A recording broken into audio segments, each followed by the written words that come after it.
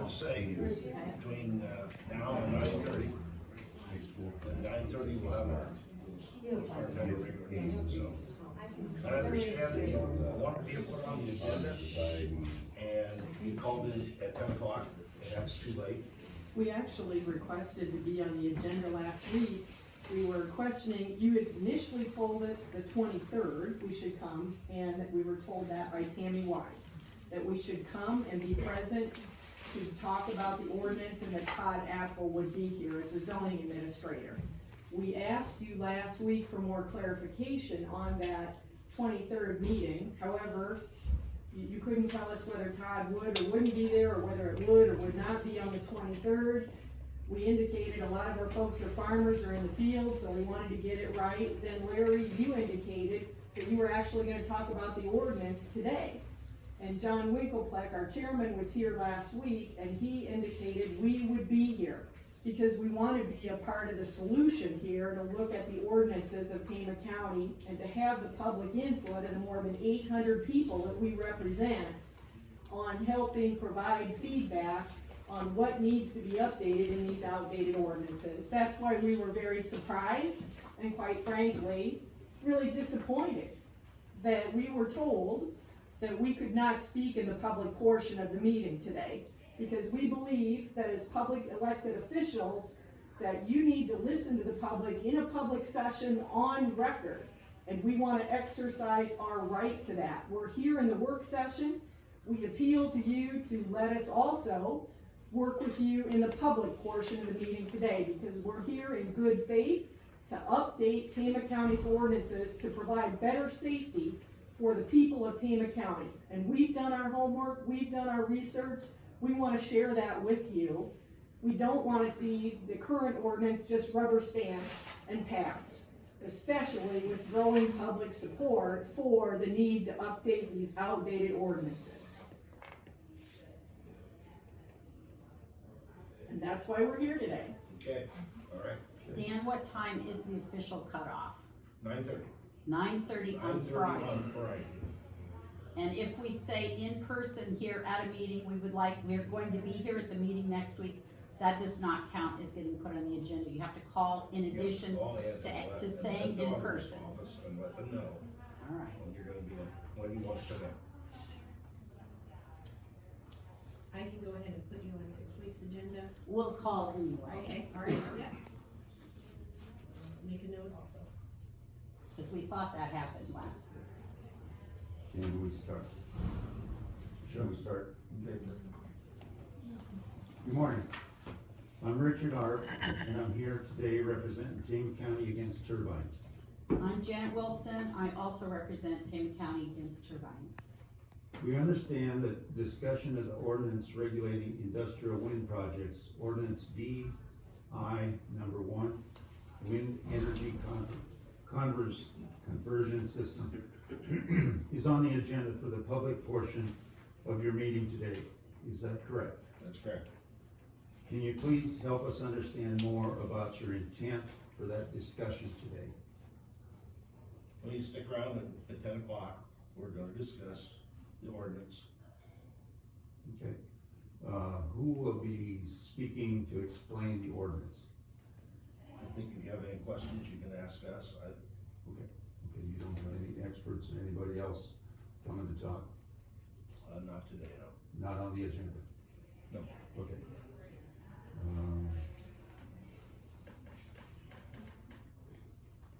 Who will answer any questions the public may have about the ordinance?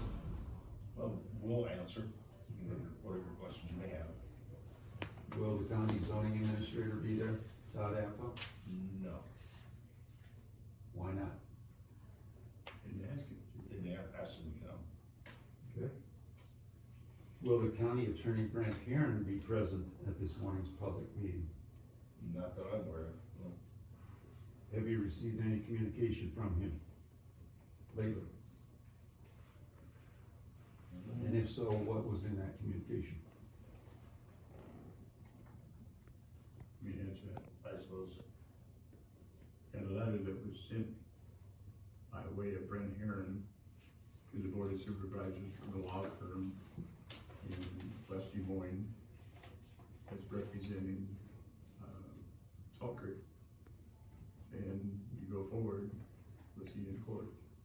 summarize that Go forward with what, Larry? with a moratorium. But not, it doesn't address any changes to the ordinance, just simply a moratorium? Yeah. So you're saying that the law firm representing Salt Creek is threatening to sue Tama County if Tama County implements a moratorium as requested by the citizens of Tama County. Pretty much. But that I'm does a lawyer, not don't include play one on updates. TV, but that's my interpretation. And it doesn't address anything with updating the current ordinances. Thank you. What do you hope to accomplish in the public portion of today's meeting as you discuss the wind energy conversation ordinance? I guess we're just here to listen to, what you have to say today. This is just public comment time, every week we have. Do you intend to simply walk through the process of how to update the ordinance? I mean, will you be able to explain to the public why you're doing what you're doing? I believe so. Okay. We'd like to fully understand your plans for today's public meeting. Can you please walk us through how you expect that discussion to proceed? I mean, will anybody else be allowed to speak, or will it just be the three of you discussing it? I envision it being, a normal meeting would be three of us. Do you intend to propose any changes for the ordinance today? And if so, specifically what? I don't think so. I don't believe so. Can you help us understand who currently enforces Tama County's wind ordinance? Who enforces it? The zoning guy. Todd Apple. So Todd would be in charge of enforcement. How does the enforcement process work? Well, there's more to it than that, because you guys reviewed the measurements as we passed that annual, construction resolution. And then- So beyond construction, does he check their, annual papers, updates, safety records, complaints from neighbors, the sound levels? Does he do any checking of that to enforce that they're following the rules and that everything is maintained properly? I would imagine if we got a complaint, I would imagine you'd go out and do that. What are the consequences for someone who does not follow Tama County's wind energy conversion ordinance? Do we have consequences listed in our ordinance now? You know we don't. I don't think We so. do not, okay. Is there a complaint process under the current ordinance? They seem to be able to get complaints whether we have an ordinance or not. Do we have a complaint process? I mean, people call and complain. Do you have a process you follow once you get one? If we have a complaint about something, we will turn over to whoever. In this case, we turn it over to Todd, have him look at, find out what the problem would be. But Todd doesn't have a process listed that he follows either. Then your process is to pass it on to him. Yeah, he's And zoning then, guard. but he doesn't have steps he necessarily follows, just whatever I'm not suits that exactly sure situation. exactly what steps he does follow, I don't know. So if you don't plan to make any changes in the ordinance, why not? We have shared with you many times the types of things that need to change in the ordinance, from setbacks to repowering to decommissioning requirements and more. Will the minutes of your public meeting record the questions or comments you may receive from the public about the current ordinance and what needs to change? Does that be recorded today? I don't know where. Then two numerous mentioned. I mean, I just had another call this morning saying, we keep the ordinance, do that. And I had another call when I came in. That don't change anything, leave it as it is. But the comments today, will they be recorded in questions? Not during the work session, no. No, during your public meeting. Or is no one allowed to ask a question today? I'm sure you can ask a question During the regular meeting time or now? now, but if Laura, can they If can they- ask a question, but they can't, just continue. If they have questions, they ask during your regular meeting, and they want them, I write them in my minutes. Okay. They're sometimes condensed for publication, but my written minutes are always available to the public. But due to the interest in this, if there are questions today, I will put the questions in the official minutes and publish them. So we will be allowed to speak despite what we were told this weekend, that we could not speak in the public portion of the meeting. Is that what you're saying? I believe you can speak, I just think I can't speak for you guys, but because you're not on the agenda, they can't take action. Does that sound correct, gentlemen? Believe so. Thank you for that clarification. So our repeated request to call for a moratorium on permitting of any new industrial wind projects or phases of them until research can be conducted to update our outdated ordinances to better protect the public safety, productive farmland, and public's quality of life. So we may be asking questions during the meeting. I've got a follow-up question with Brent Herron's letter. What is the group from Salt Creek, possibly gonna sue about? I mean, you guys have They approved got a lot of Salt Creek things. 1. They got a lot of money, time invested, and they're not gonna just leave it like, they're gonna recoup that if we change it, which could perhaps delay their process, and they already have stuff on order. Okay, but we were explained a letter that they wrote to the Board of Adjustment, said they realized that what they were doing had they were taking a gamble, putting out some of the money they were. Yeah, it was in the minutes of meeting for the Board of Adjustment. They put in the minutes of meeting that the lawyer for Salt Creek said that they were taking a financial gamble and they were guaranteed nothing. It's in the minutes. So they would have no right to sue unless they're talking about further expansion of Salt Creek.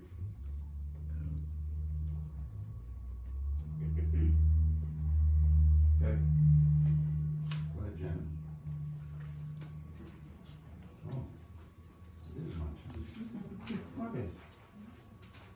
Our offer stands.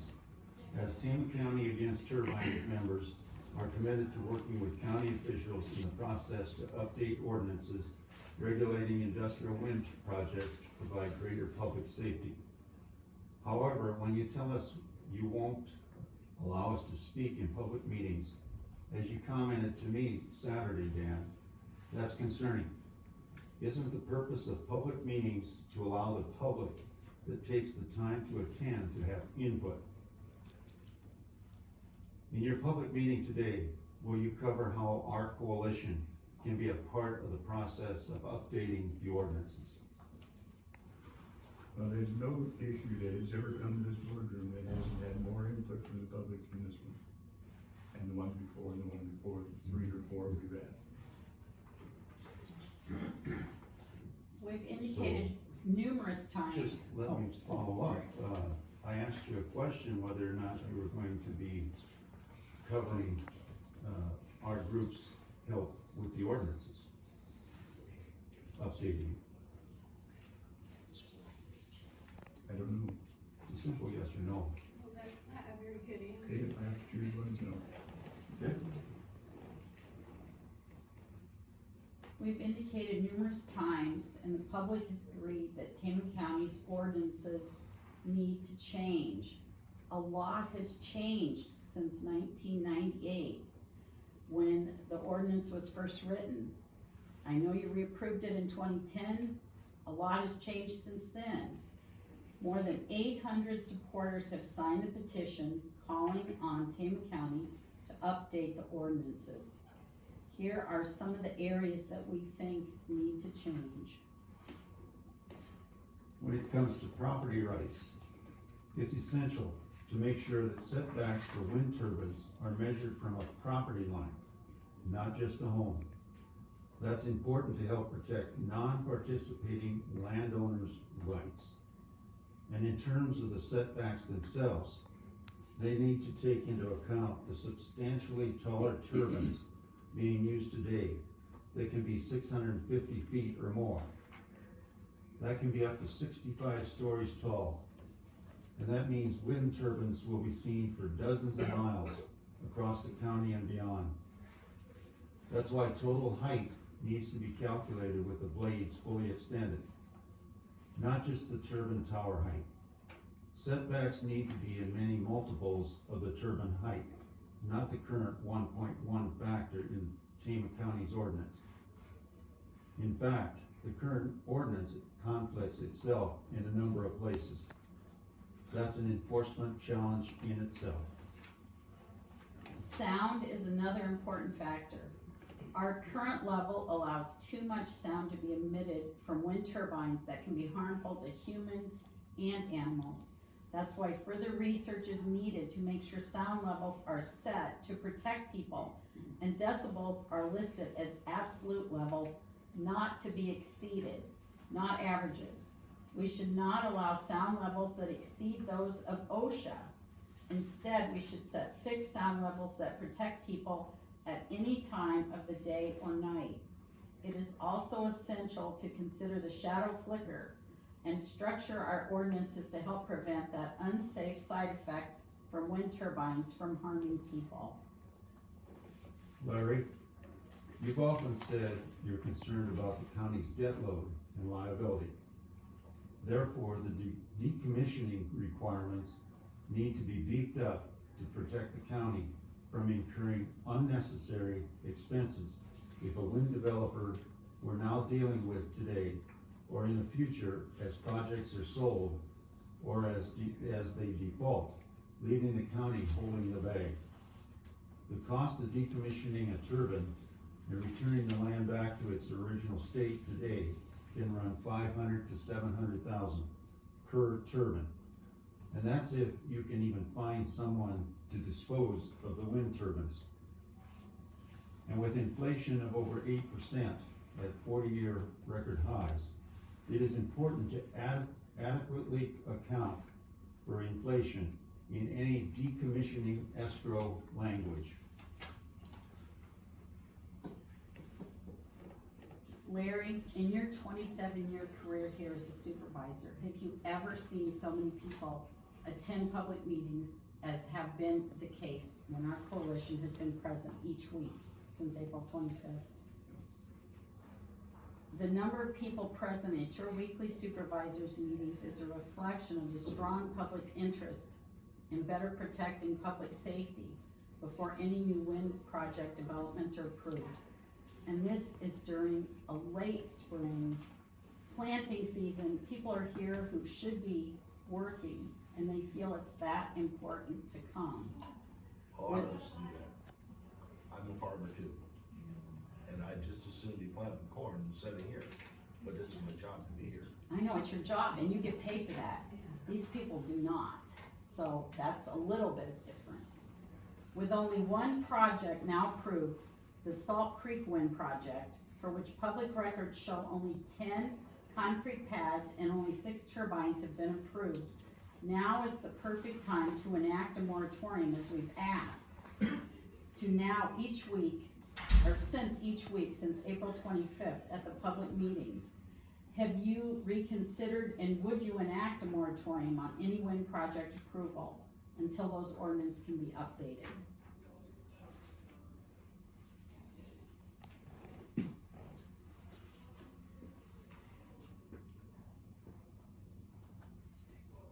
That would mean Salt Creek 1 would move ahead as is planned. If there is a Salt Creek 2, if there is 1, if there is a 3, or Apex, those have not yet been permitted. Those would be the only ones affected with the moratorium. No. What was that? I'm sorry. No, never mind. Never mind. Okay, thank you. It's- Anyone else? statement to that question?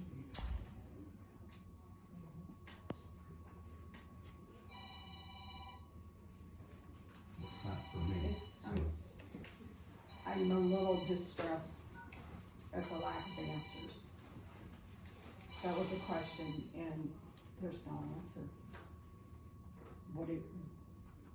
What's going on that you can't answer?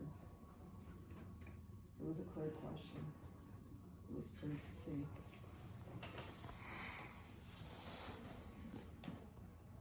No one? could you repeat the question so everybody can hear it? Could you repeat it a Could little you louder so repeat it? everybody can hear it? I would like to know why there is no answer to the question that was asked. Why is it? I've never been able to answer a question with a straight answer. Can we get an answer to the question that she asked? She clarified what we would like a moratorium on. We've addressed moratorium in this room a lot of times. and We did not, Sorry, we did not I'm address sorry. this specific question. Could you ask your question? With only one project now approved, the Salt Creek Wind Project, for which public records show only 10 concrete pads and only 6 turbines have been approved, now would be the perfect time to enact a moratorium as we've asked you to do each week since April 25th in public meetings. Have you reconsidered and will you now enact a moratorium on any wind project approved until ordinances can be updated? No, it's the same answer I've given you all the times we've ever met here. Well, not exactly, because she is specifying. So, thank you Well- for your answer. Okay. Can we get an answer from you? No. Okay, No. thank you. All right, that's what I asked for. Thank you very much. So are you open for approval of new wind permits? It's a process that goes before us, it goes to the Board of Adjustment first. That goes to zoning and board of adjustments before it ever gets to us. So that would be the, groups that we need to talk to before anything gets back to you for any new wind turbine projects. Is that correct? As long as the ordinance is in place, game zone, I mean, it's just the same as it's been before you folks came, and before Apex. I thought it comes to you guys first and then to the Board of Adjustment in Yeah. line. How does the process work? Can you? Yep, it goes through the zoning director and Okay. then he calls a So board. Todd F. though, right? Yep, and then Okay. he calls a board of adjustment meeting, and Okay. it's a public meeting, Okay. hearing, and they notify, I believe he notifies, I can't speak for him, but I think Yeah. people are notified that there is a meeting, Okay. and when and where it is. And then it goes, they have a 5-member board, Okay. that's who approves or disapproves it, then after Yeah. that, Todd brings it to the supervisors. And what about the Board of Adjustment? When do They meet whenever there is a need for, Todd Apple is the one, when he gets the request, he sets up the meeting. They aren't set certain days of the week like the supervisors are. It's as needed, okay. so I can't, Would it be in the paper though? I think they are required to publish them in the legal section of the paper. It's a public Okay. notice of a How public much meeting. advance notice would it be in there? I believe it's 4 to 20 days before the hearing. Okay. And then usually any public meeting like that is also posted on a bulletin board right outside the door here. Plus in the Traer paper and the Taman Toledo. Okay. Is that the same for the limited scope too? Would it be the exact same process or would it be different? I'm not sure on that, I'm not Very that well versed conditional. in that, so. Can citizens request a meeting from Todd to meet with them rather than waiting until they call one and then asking to be on their agenda? I would think so. Okay. I mean, I don't think it hurts to ask for a meeting, he's not here to answer and I don't wanna answer for him, but I would think the public, if they had a concern, could visit with him and ask for a meeting with the board there also, if they wanted. You announce the meeting for, like the Board of Adjustment, for example, the notice has to be, the meeting can take place no less than 10 days I think that one might be 4 to 20. Okay, 14 to 20? I don't know what that Full. one, I don't have the zoning book here with me or their rules, but So there is notice as, given, more than 24 hours of notice is given for those meetings. as short as 4 days they can meet. 4? I need to look in the Okay. code, and I don't have that here with me, so, Okay. but yes. Alright, It's either 4 to 20 or 10 to 20. but what I'm trying to ask is, it can be shortened up from those 20 days? Yes, so just so it Okay. falls in between those two. Some in between? Yep, Alright, I Yes. just wanted to clarify that. yep, No later than 20. right, Okay, thank you. Yep. Thank you. yep. And then one more thing before we leave there is Todd will also send letters, right, within 1,000 foot, I think he did 1,100 with Salt Creek. The concern there is, you can be an acreage owner at 1,200 feet, and you get no notice at all. Yeah. So that part is another reason we would like ordinances updated, because, I mean, even the state rule, isn't it 1,200 or 1,250 for the setback, so we're not even there, you know, so an acreage owner, anybody outside of that doesn't even get notified, besides the paper, which in today's world, not many people read the paper.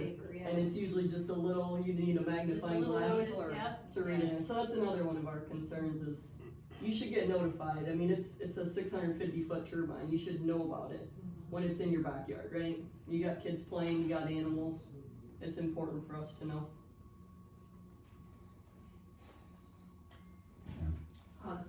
So, we've been repeatedly told that this was just a project up across the Prairie Desert Cloutier area, and I have repeatedly said it's following E43 down to Blacktop.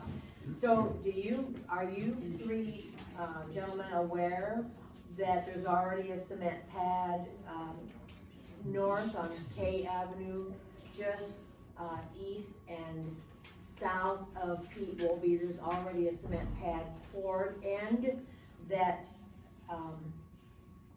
that the city of Toledo, just across K Avenue to the east, that land has already been signed, a lien signed, straight east of here for turbines, that close to town. Do the city of Toledo people know that right across the road from Toledo is land that has been approved for cement pads and turbines? I can't address that, I don't know. Maybe that should be in the newspaper, so that people in Toledo know that a turbine or more can go up right between Dean Upont and myself. Because that's certainly a long ways from Geyser, Cloutier, and Trails. No, that's, But did you know that No, land? I Okay. didn't know. That it was that close to Toledo? Okay. She did not. Is that in Salt Creek 1? Yes, the cement pad is. Because I asked that question because it is so close to E43. That one is. This one out here, I don't know, straight east, I'm not sure. I knew they did some work, Karen, because to maintain the, Roads. well, they have to show some construction work to maintain the credits that when farms are built with. That pad went up last year, so Yeah. I'm wondering how Right. long this project has been going on without anyone knowing about it. I think the Board of Adjustment met on this subject in 2020, late in the year, probably. Thank you, November. Larry. So Larry, another one of our concerns is these conditional use permits, there's no expiration. They're wide open. Most counties have a 1-year renewal. And what that does is, this team is bringing you, hey Larry, the decommissioning is not good. You know, the county is gonna be stuck with money if Salt Creek just disappears in a year. You guys are gonna be stuck with this, the landowners are gonna have to take it down. You need an expiration date on these conditional use permits. That's huge. Plus, it gives an opportunity if those blades are not made anymore, or there's so many things that we're gonna understand, the shadow flicker, the history, if we start getting some mail reports. No fuel. So there's a lot of reasons to also, if you wanna take note, we need expirations on conditional use permits. They can't be wide open. I mean, if they take 8 years to build, a lot can change in that time. I mean, look at the inflation we've been seeing. It's unreal. government subsidies may be withdrawn, Yeah, which is a huge reason why these investments are being made. The government subsidies, Yeah, that's common knowledge. yes, but are we aware of when it is going to be withdrawn? Therefore, these companies may withdraw themselves with a project partially done, but because there's no closure date, it's gonna sit there. And my understanding is these contracts that they have out there now do not address the decommissioning for 15 years. There is no monetary, I believe it is on page 69 in the zoning, that when it is decommissioned, when the life of it, when it's no longer serviceable, or it's becoming disconnected use, they are supposed to have a financial resource available for paying for the decommissioning. And there is nothing in that contract that addresses that until 15 years down the road. That is extremely concerning, and I would personally, and I'm not a betting person, if anybody knows me, I bet when I know I'm getting it back. I would personally bet that we would be better off with that lawsuit than we would be with the money that is gonna take to withdraw all of this. Yeah. I really sincerely think we would be better off putting our money into that lawsuit. I respectfully disagree. Do you have any idea what the amount of money is that they have in currently? I don't know Well, then I'm. that, but I do know that they're, just what I told you before about, I guess you could call it a threat, but. Correct. It is a threat. And I know they'll do think it it's because it's incorrect done that before. they do that. Yeah.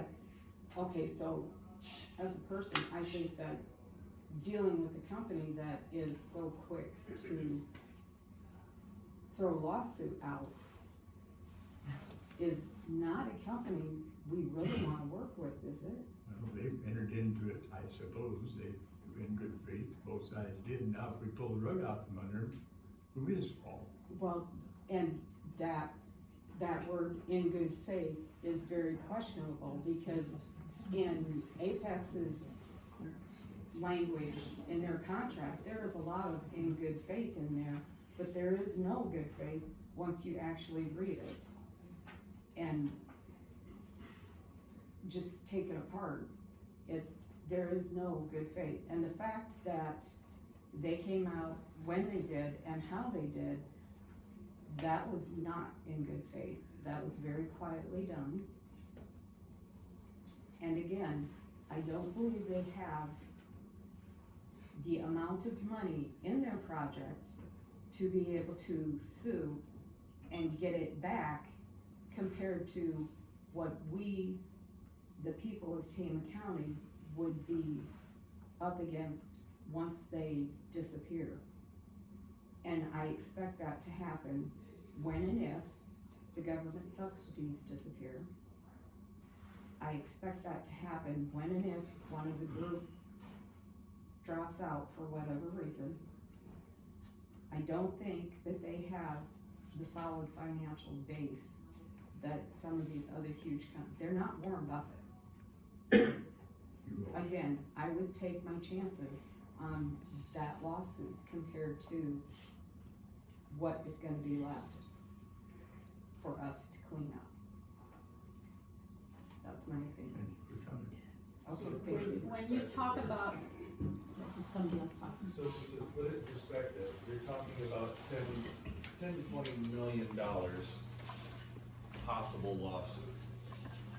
You take 60 turbines times $700,000 to remove, that's $42 million to remove, that Tama County would be on the hook for. Tama County would not. Contract is between the developer and the landowner. So the landowner So you're already landowner's stuck with it. Yeah. I think we have a rep from the development company here, so I don't know if you'd like to speak to any of that, or? Jared Beck from Apex Clean Energy, what's the question? Decommissioning costs. So decommissioning, typically it's a surety bond, and to the point about 15 years, I'm certainly no expert in surety bonds, but it kind of gives us the opportunity to make money back on the project, and then you put money away to make sure that decommissioning can occur. So you don't put any money back for 15 years and then you start putting it back? That's Is that what typically, you're saying? that's typically how it's structured. Do you Every really project's a think bit you're gonna different. be around for 15 years to put that money away? Yeah, Okay, but you won't put any away until 15 years into the project? that's typically how they're structured, yeah. Typically, how they're structured, okay, so the wording has to be correct. Yeah. When Clever you say wording, typically, clever wording. Who are you comparing it to? I mean, do you have some examples? Just of- industry standard, and like I Do you said, have some specific examples? I can get those if you like, yeah. That'd be great. Yeah, and, yeah, I'm happy to Okay, answer any I questions have as another well. question. Yes, ma'am. On average, you say that the lifespan is how many years for these turbines? 25 to 30. Okay, that's on average what you expect the lifespan to be. Now, what is the, we gotta go fix it span? As a former technician, it's probably more frequent than we'd like, but, No, okay, so, more frequent than we like, so specify please, are you talking major components or? all of the above. So I'll just give you some context. So the turbines I started working on when I was a technician were built in 2010, Correct. and I mean, they're still running. They haven't been repowered. They're in pretty good shape. None of them have been, Burnt up, worked on. well, how many of them have you actually repaired anything on? I mean, repaired, it's just like troubleshooting, it's like maintenance. So, What is the difference? so, I mean, the annual maintenance or, and I don't wanna get in the weeds here too, I can answer, but, so typically grease bearings, change filters, everything like that twice a year. And then there's troubleshooting, right? They're rotating machines, there's stuff that goes wrong, so. You're right, they're rotating machines, we know how that is when we farm. Yep, yeah, exactly. Would you like to know how many times I turned around and went back to get parts? In 2 hours. So I highly doubt that the 20 to 30 years is in any way, shape, or form a correct lifespan.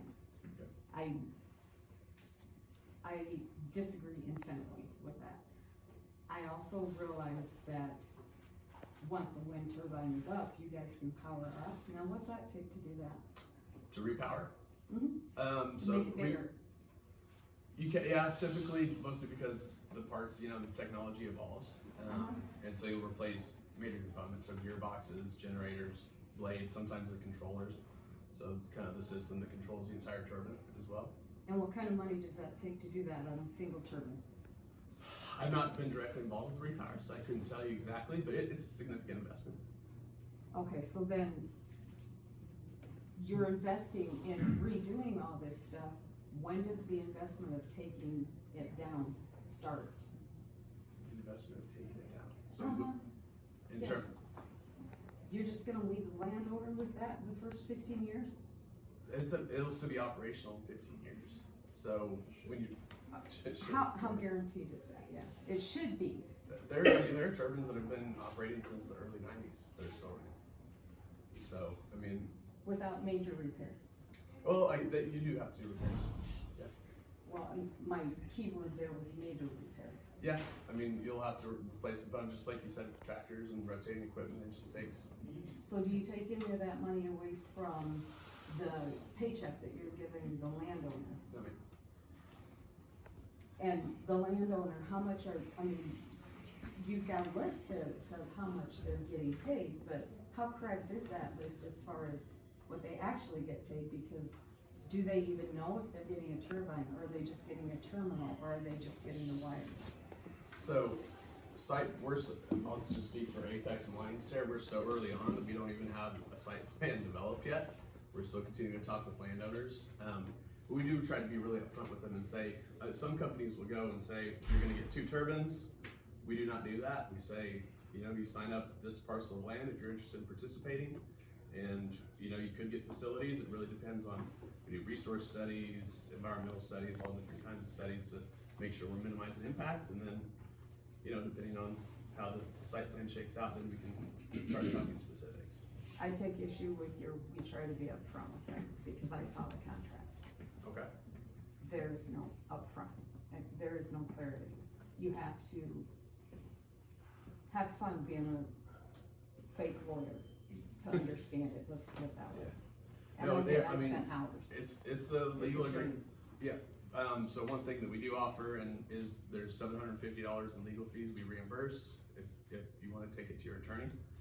We're really try to be upfront as we can with our land. I have not heard of an attorney that has advised their clients to sign it yet. Okay.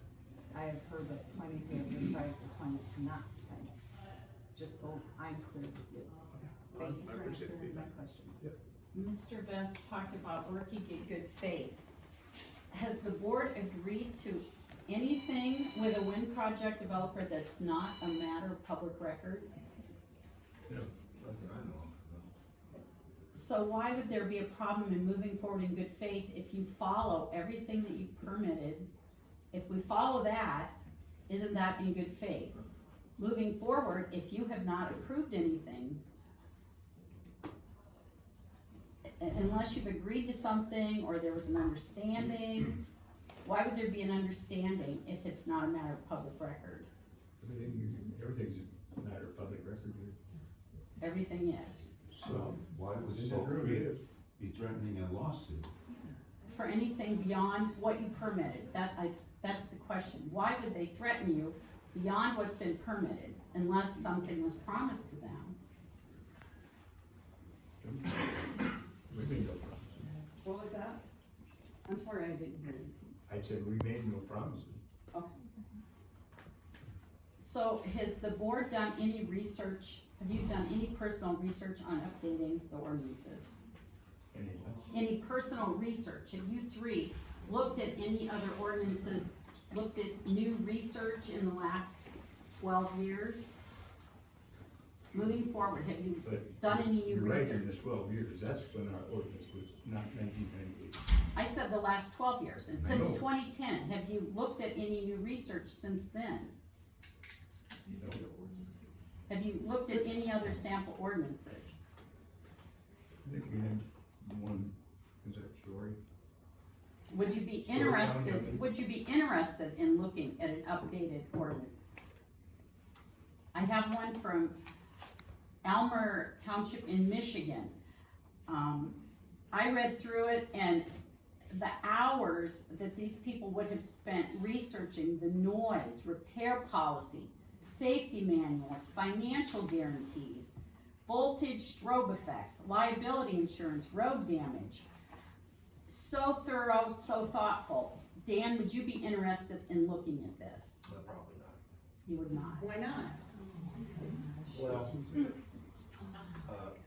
I'm not saying you have to reenact it all. You wouldn't even be interested in looking at an updated ordinance. sure, you can set up here on my desk on it. And you'll throw it in the trash. I didn't say that. If I said I was gonna throw it in the trash, I'd say, give it to me, I'll throw it in the trash. I didn't say that. I said, you like to set it up here? Well, thank you for taking it. Absolutely. Do you have any other questions for us? There's a question in the back row. Oh. Okay. How much oil does each turbine take? So 110 gallons roughly in the gearbox. So if there is like a wetlands nearby, there's usually secondary containment to make sure that if there is a leak, which doesn't happen very often, but it does happen occasionally, that it's contained with pea gravel and secondary containment. I'd like to point something out in that sentence you just said.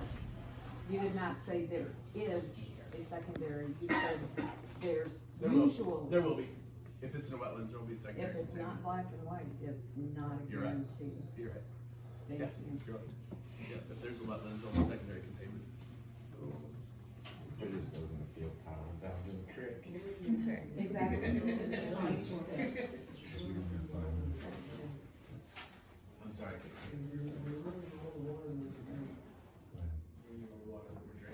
Well, we are not here looking for lip service. We're looking for true commitment to listening to the public and doing the work to do what's right and update our ordinances. Why won't you take the time to work with us, and why won't you even consider the alternatives to the ordinances we have?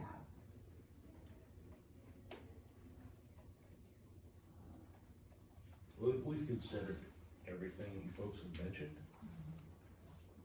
And I think we. And there is not a single worthwhile idea we've brought, not a single worthwhile idea we've brought. I never said that.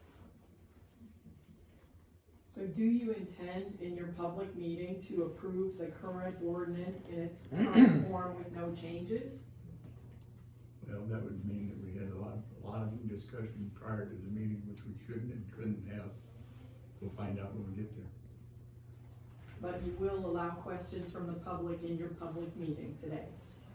But that'd be brief. We've had so many questions already, I don't know what else could. Well, we're still within our time for the work session. Oh, I know that. Didn't say you were. I have a question. About 2 weeks ago on WHO, was Mr.